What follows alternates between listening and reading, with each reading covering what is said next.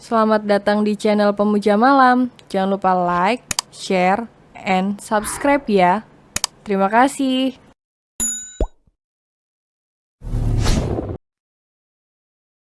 Chapter 26 Pengakuan. Selama menjalani beberapa pemeriksaan, ia tampak cukup tenang. Bahkan walaupun wanita yang menuduh telah melecehkan dirinya. Berusaha memancing emosi Willy dengan berpura-pura trauma dan ketakutan. Juga dengan beberapa kesaksian petugas keamanan yang berjaga di basement malam itu. Namun, Willy tetap berusaha agar tidak terpancing. Walaupun emosi terasa telah menembus ubun-ubun. Nona, bisakah Nona ceritakan kembali kejadiannya di persidangan ini? Tanya jaksa penuntut umum. Wanita itu melirik Willy sekilas, lalu terlihat sangat ketakutan. Seolah Willy adalah makhluk yang sangat menyeramkan. Malam itu, saya baru selesai belanja. Saat akan keluar dari parkiran. Laki-laki itu menarik saya ke sudut ruangan di balik sebuah mobil. Di sanalah dia berusaha melecehkan saya. Willy hanya dapat geleng-geleng kepala mendengar pengakuan palsu wanita itu. Ingin memaki, namun ditahannya sebisa mungkin. Saya tidak mau menuntut uang atau apapun. Dia sudah merusak kehormatan seorang wanita di tempat umum. Jadi saya harap dia dihukum seberat-beratnya. Ujar wanita itu seraya mengusap air mata buaya yang mengalir di wajahnya. Tak tahan dengan semua sandiwara yang baginya sangat menjijikan. Willy akhirnya menyela dengan kesal. Untuk apa aku melecehkan wanita sepertimu? Istriku di rumah jauh lebih cantik dan masih muda. Memang aku segila itu, sehingga mau menyentuhmu?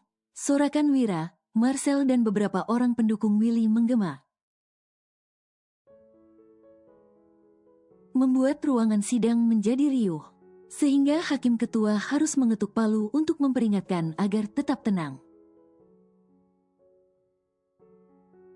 Mendengar ucapan Willy, Zian hanya dapat menepuk jidatnya, antara ingin tertawa dan kasihan.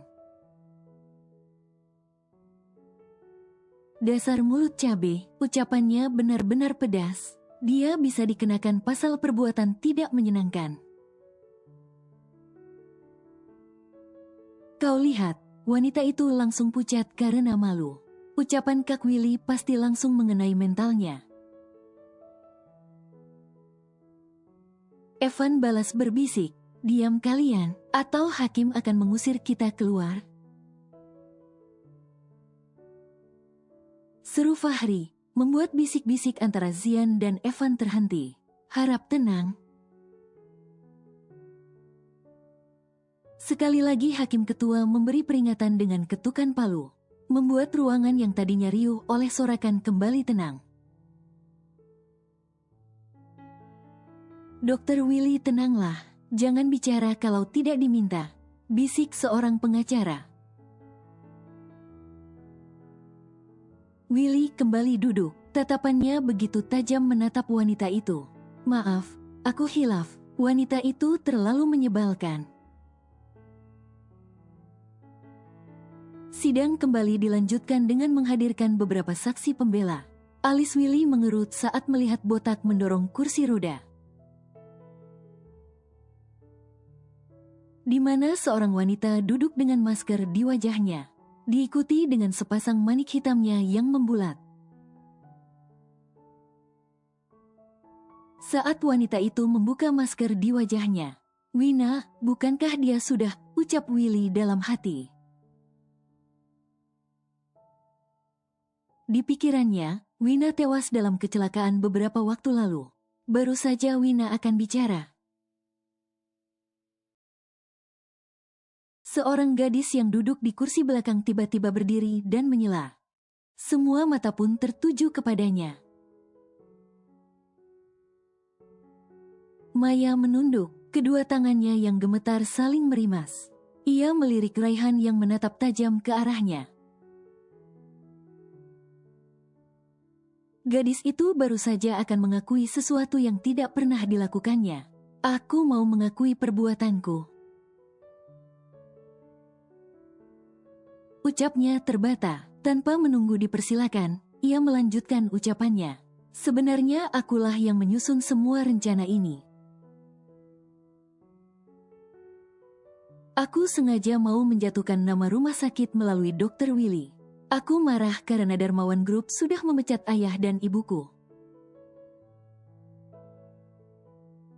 Yang akhirnya membuat ayahku sakit dan pergi untuk selamanya. Sehingga ibuku menjadi depresi dan membutuhkan perawatan di rumah sakit. Aku juga yang membeli rumah Sanum dan meminta Wina mengirim teror ke rumah Dr. Willy. Dengan menggunakan barang milik Sanum, wanita itu adalah bagian dari rencanaku untuk menjebak Dr. Willy. Aku membayarnya untuk melakukan semua ini. Maya menunjuk seorang wanita yang duduk di sebelah jaksa penuntut. Membuat wanita itu menunduk malu. Aku mohon maaf kepada pihak manapun yang dirugikan. Hari ini, aku secara sadar dan tanpa ancaman maupun tekanan dari pihak manapun mengakui perbuatanku. Dan aku siap diperiksa dan dijatuhi hukuman yang setimpal. Ruangan kembali riuh oleh suara beberapa orang yang saling bertanya satu sama lain. Pengakuan Maya mengejutkan semua orang. Tak terkecuali Evan yang berteman cukup baik dengan Maya. Berbeda dengan Zian yang tampak tidak terkejut dan biasa-biasa saja. Tidak tahan mendengar pengakuan kekasihnya. Raihan memilih keluar dari ruangan itu tanpa mempedulikan apapun. Sementara Marcel dan Wira masih membeku karena terkejut. Apa maksudnya ini? Bisik Wira. Entahlah, aku juga tidak mengerti. Apa yang dikatakan Maya? Apa benar dia yang melakukan semua ini? Sementara itu, di sebuah ruangan, seorang wanita mengusap air mata yang mengalir di wajahnya. Tubuhnya tiba-tiba lemas bagai tak bertenaga. Ia jatuh terduduk di lantai begitu saja. Rencana besar yang disusun dengan susah payah malah berbalik menyerangnya. Juga dendam yang ia simpan selama hampir 2 tahun. Berakhir dengan putri semata wayangnya, yang baru saja menjadi korban dari dendam itu. Dokter Marta baru saja menyadari keanehan Maya beberapa waktu belakangan. Bahkan gadis itu juga telah memberhentikan seorang wanita yang selama ini menjadi asisten pribadi ibunya, dan mengganti dengan 2 perawat yang baru. Maya, gumamnya dengan berderai air mata. 2 orang perawat yang sedang bertugas mendekat dan membantunya berdiri. Dokter, mari saya bantu berdiri. Wanita itu belum dapat mengusai perasaan bersalah yang tiba-tiba menjalar di hatinya. Rasa sakit kehilangan jabatan dan suami membuatnya gelap mata. Ia bahkan tega memanfaatkan hubungan Maya dan Raihan untuk melancarkan tujuannya. Kini, semuanya telah terjadi, dan mungkin tidak akan ada kesempatan baginya. Suster, tolong bawa aku ke sana. Aku tidak bisa membiarkan Maya dihukum karena kesalahanku. Anakku tidak bersalah, dia tidak tahu apa-apa, akulah yang merencanakan semua ini. Dua perawat itu saling melirik. Sebelum berangkat ke persidangan, Maya telah berpesan agar ibunya jangan sampai melihat tayangan televisi. Apa daya, Dr. Martha tetap ingin menjadi saksi jalannya persidangan Dr. Willy. Sehingga dua perawat itu tak kuasa menghentikan wanita paruh baya itu. Maaf, dokter, sebelum pergi ke persidangan. Maya sudah berpesan agar dokter jangan sampai ke sana. Kami tidak bisa mengantar Anda. Tidak ada yang bisa dilakukan wanita itu selain menangisi nasibnya. Ia seolah tenggelam dalam penyesalan. Tidak hanya pengakuan Maya yang mengejutkannya, tetapi juga kehadiran Wina dan beberapa orang lagi yang menjadi orang suruhannya beberapa jam berlalu. Pandangan Dr. Martha kembali mengarah ke tayangan televisi, di mana Maya baru saja dikawal beberapa anggota kepolisian keluar dari ruang sidang.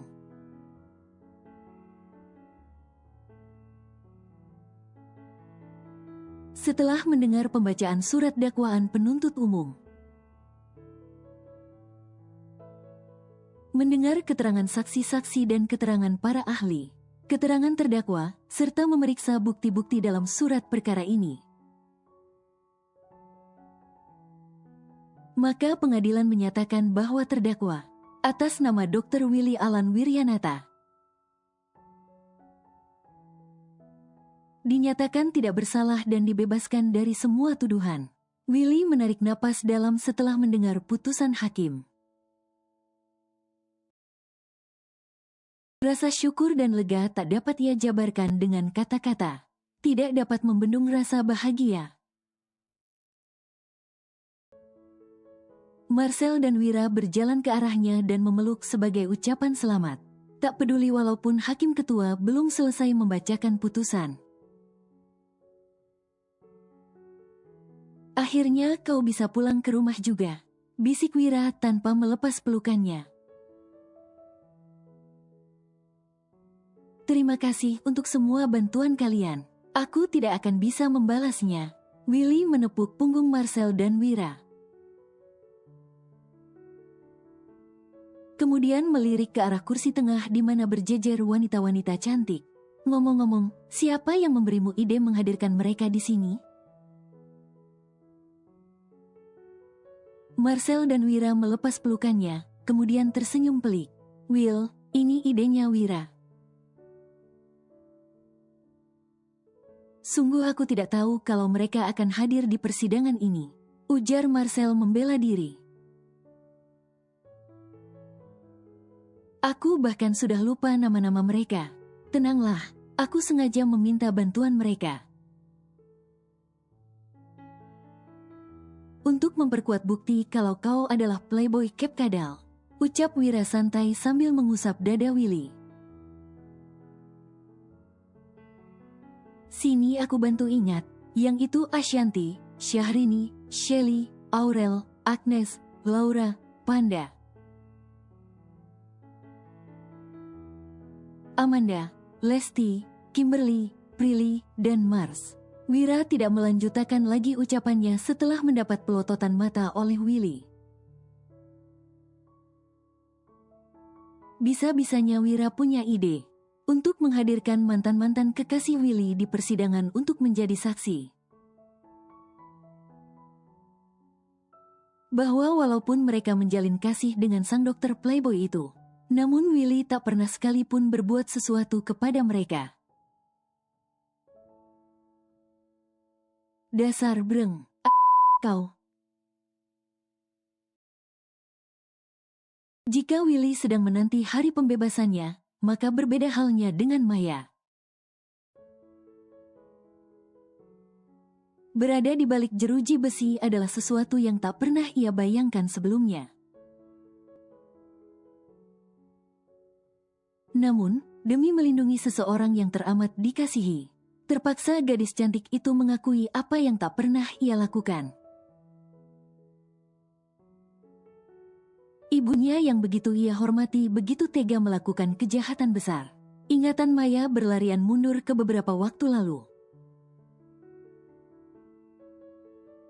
Saat tanpa sengaja, ia mendapati ibunya sedang menyusun sebuah rencana jahat untuk menjatuhkan nama rumah sakit melalui Dr. Willy, yang saat ini menduduki jabatan sebagai pimpinan. Juga tujuannya menghancurkan kerajaan dermawan.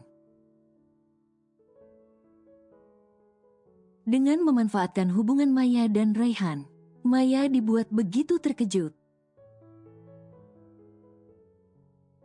Pasalnya, sejak kedua orang tuanya diberhentikan sebagai bagian Dermawan Group, ia bertekad untuk menebus semua kesalahan di masa lalu, membayarnya dengan kesetiaan. Namun, kini semuanya hancur. Maya, suara panggilan Raihan membuyarkan lamunan gadis itu. Ia mendongak menatap sosok lelaki yang menjadi kekasihnya, Ray.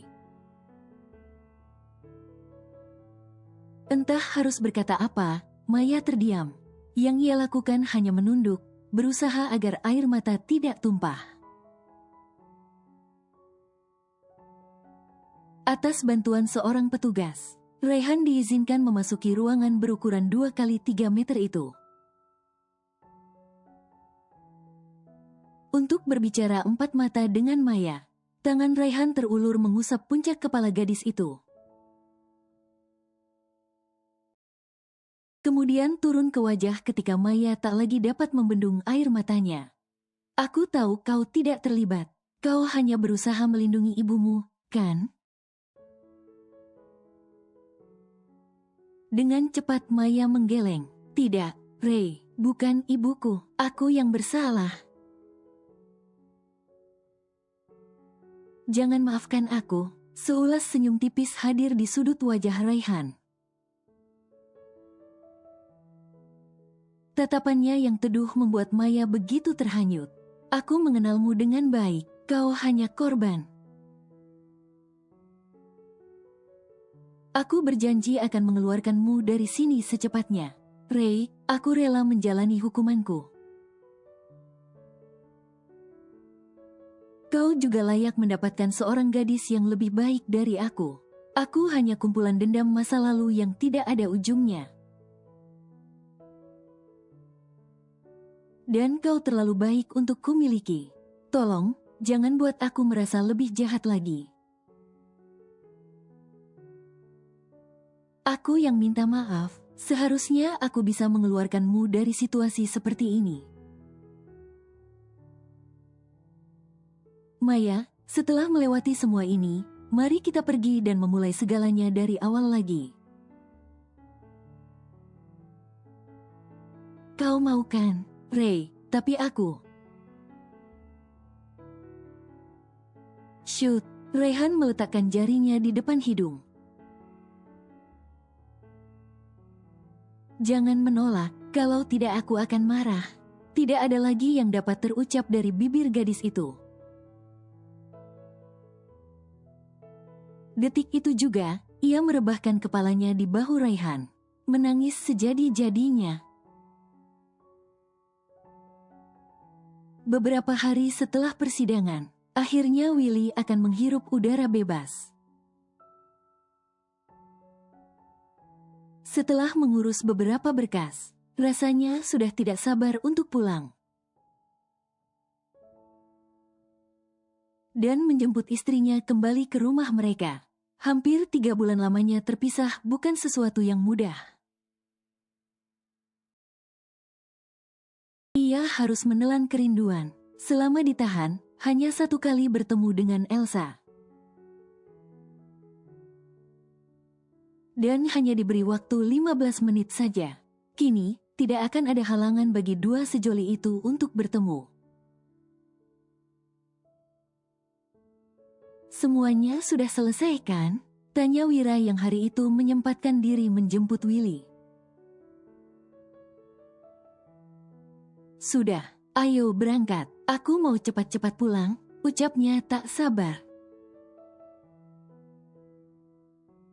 Kepulangan Willy hari ini akan menjadi kejutan besar untuk Elsa. Ia sama sekali belum mengetahui bahwa suami yang sangat dirindukannya itu akan pulang hari itu. Bahkan trio Askara sengaja merahasiakan untuk memberi kejutan bagi adik kesayangannya. Masih dengan kemeja berwarna putih, Willy menatap sebuah rumah megah. Saat memasuki rumah, ia telah disambut dengan pelukan hangat oleh ketiga kakak iparnya bersama istri dan anak masing-masing. Willy mengedarkan pandangannya menyapu ke setiap sudut ruang keluarga. Elsa tidak terlihat di sana. "Di mana Elsa?" tanyanya. Dia tidak mau keluar kamar. Seharian dia hanya mengurung diri. "Coba kau lihat dia," ucap Elma, istri Dokter Fahri. "Ini akan menjadi kejutan untuknya." "Baiklah, Kak, aku permisi ke atas dulu." Willy segera beranjak menuju lantai atas di mana kamar Elsa berada. Sementara Wira, Marcel dan anak istri masing-masing sedang berbincang dengan keluarga Askara. Setibanya di kamar, Willy mengetuk. Namun setelah beberapa kali mencoba tak kunjung mendapat sahutan. Akhirnya, ia memutar gagang pintu dan membuka sedikit. Tampak Elsa sedang berbaring dengan selimut tebal yang membalut tubuhnya. Pelan-pelan, Willy melangkah masuk dengan mengendap-endap, agar Elsa tak mendengar hentakan kakinya. Senyum bahagia memancar di wajahnya saat mendapati Elsa yang sedang tertidur. Terlebih, wanita itu sedang mengenakan piyama milik suaminya, yang akan selalu terlihat menggemaskan bagi Willy. Tangan kanan Willy mengulur, membelai wajah cantik itu. Satu ciuman dalam ia benamkan di kening, mewakili kerinduannya selama ini. "Sayang," bisik Willy pelan. Sayup-sayup Elsa dapat mendengar suara yang begitu ia rindukan.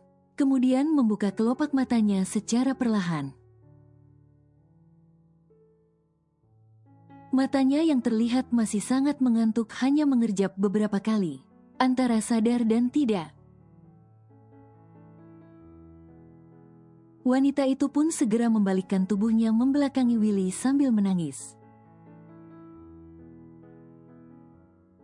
Ia meraih foto sang suami yang berada di atas meja nakas, dan membawa bingkai kayu itu ke dalam pelukannya. Dalam hitungan detik sudah terdengar suara sesegukan. "Apa kau tahu, aku sangat merindukanmu." "Aku sampai berhalusinasi kau ada di sini," gumamnya diiringi isak tangis. Dan, hal itu saja sudah membuat Willy gemas setengah mati.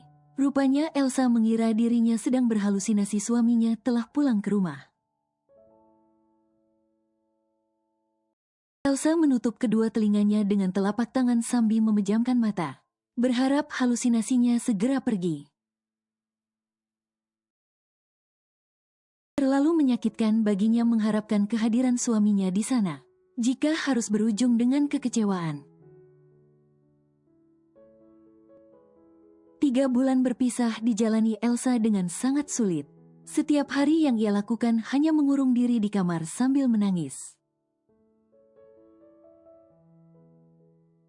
Masa kehamilan yang ingin ia jalani dengan bermanja-manja kepada suaminya hanyalah angan-angan belaka.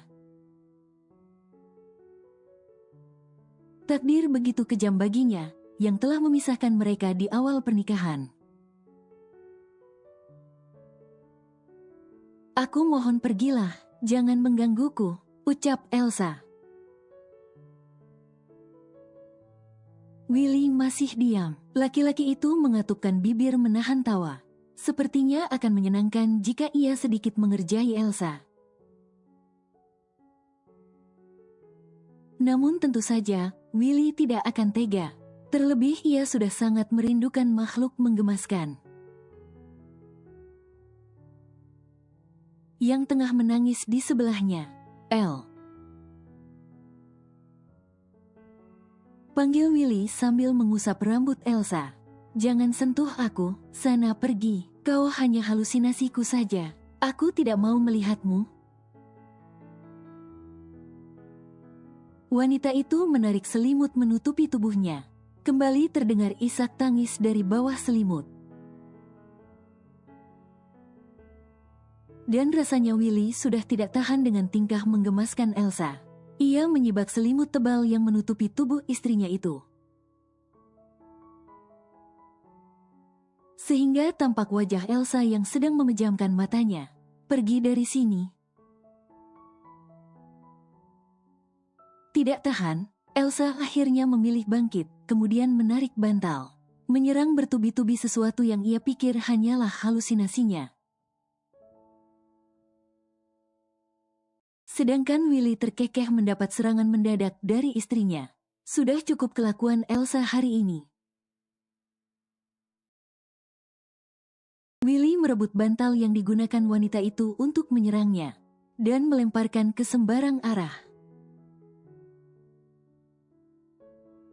Tanpa menunggu lagi, Willy mendorong Elsa hingga terbaring di tempat tidur. Satu ciuman manis ia benamkan di bibir Elsa, membuat wanita itu membeku. Separuh kesadaran masih berusaha meyakinkan hatinya bahwa ia hanya sedang berhalusinasi. Matanya mengerjap beberapa kali, meresapi hangat dan lembutnya bibir Willy yang tengah melahapnya. Diakhiri oleh gigitan lembut yang terasa begitu nyata. Kau masih berhalusinasi? Bisik Willy dengan mesra. Elsa mengusap-usap kelopak matanya. Berusaha meyakinkan bahwa penglihatannya tidak salah. Kenapa aku merasa kau sangat nyata? Kau kan hanya bayangan saja. Willy tersenyum. Sebelah tangannya mengelus lembut pipi kiri Elsa. Haruskah aku menciummu lagi untuk meyakinkan aku nyata atau halusinasi? Hening, tidak ada suara apapun. Elsa mengulurkan tangan, membelai wajah sang suami. Kemudian mengusap beberapa bagian tubuh laki-laki yang masih berada di atas tubuhnya. Cairan bening kembali menggenangi bola matanya saat meyakini bahwa sosok yang ada bersamanya saat ini adalah nyata. Bahwa suami yang begitu ia rindukan telah kembali. Aku tidak sedang berhalusinasi, kan? Willy menggeleng dengan cepat, kemudian menjatuhkan bibirnya di kening Elsa. Berikut bagian wajah lainnya tak lepas dari kecupannya. Juga dengan perut sang istri yang kini terlihat lebih berisi. Sekarang kau percaya? Ini benar-benar dirimu, kan? Aku tidak sedang bermimpi. Ini nyata, kan? Elsa kembali mengulang pertanyaan yang sama, sehingga Willy mengangguk. Tak dapat membendung kebahagiaannya. Elsa hanya dapat menangis, memeluk tubuh suaminya itu eratnya, sepuasnya. Aku sangat merindukanmu, bisik Elsa dengan manja. Iya, sayang, aku juga merindukanmu. Elsa melepas pelukan sejenak lalu menghujani wajah Willy. Dengan kecupan-kecupan lembut, melepas rasa rindu yang selama ini membelenggunya. Sebentar, sayang, aku mandi dulu. Ya, gerah. tapi cepat, ya. Ucapnya tak sabar. Iya.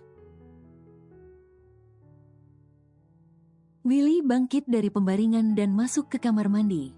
Sementara Elsa menyiapkan pakaian ganti untuk suaminya itu. Sambil menunggu, ia merapikan penampilannya, menyisir rambut yang agak berantakan dan menambah riasan tipis di wajahnya. Tak lama, Willy keluar dari kamar mandi dengan hanya terbalut handuk putih.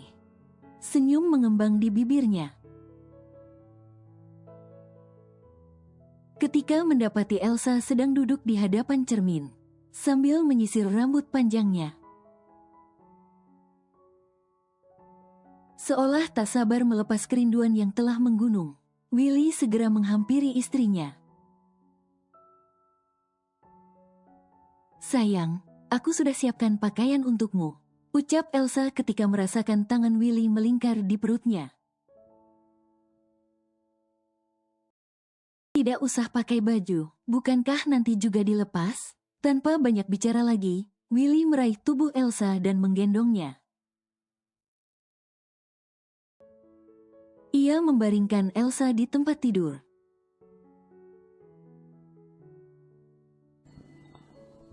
Bersambung.